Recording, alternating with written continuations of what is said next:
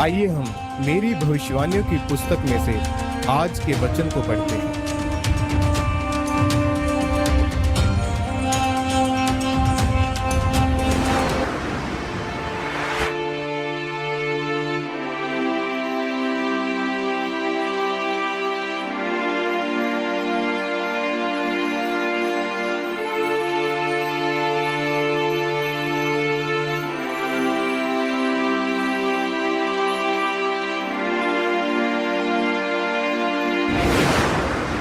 परमेश्वर के लिए बलिदान। जैसा कि उत्पत्ति 22 की 2 में लिखा है, उसने कहा, अपने पुत्र को अर्थात अपने इकलौते पुत्र इसहाक को, जिससे तू प्रेम रखता है, संग लेकर मोरिया देश में चला जा और वहाँ उसको एक पहाड़ के ऊपर, जो मैं तुझे बताऊंगा, होम बलि करके चढ़ा।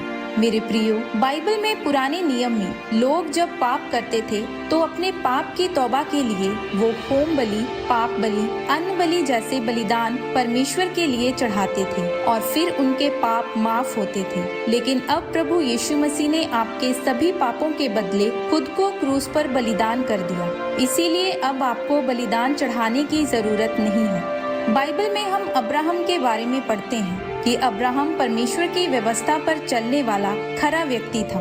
वो जानता था कि उसकी जिंदगी के ऊपर परमेश्वर की एक बहुत बड़ी योजना है। जब परमेश्वर ने अब्राहम से उसके पुत्र का बलिदान मांगा तो वह बिना संकोच के अपने बेटे को कुर्बान करने के लिए ले गया। लेकिन परमेश्वर दयालु परमेश्वर है और उसने इसहाक का बलिदान नहीं लिया, क्योंकि परमेश्वर उसे परख रहा था।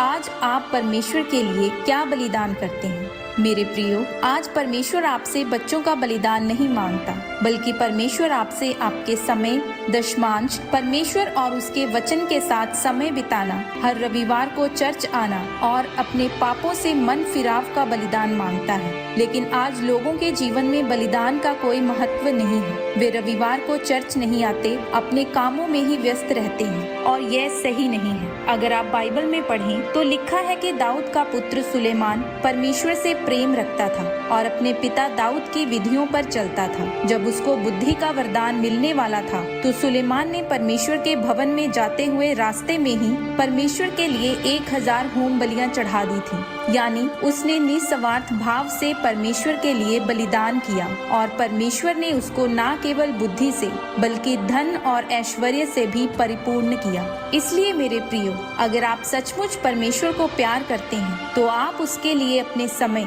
अपने दशमांश और बलिदान देंगे, क्योंकि परमेश्वर अनुग्रहकारी है। और जब आप ऐसा करते हैं तो परमेश्वर आपके त्याग को देखकर खुश होता है और आपको आशीषित करता है। इस वचन के द्वारा परमेश्वर आपको आशीषित करे। आमीन।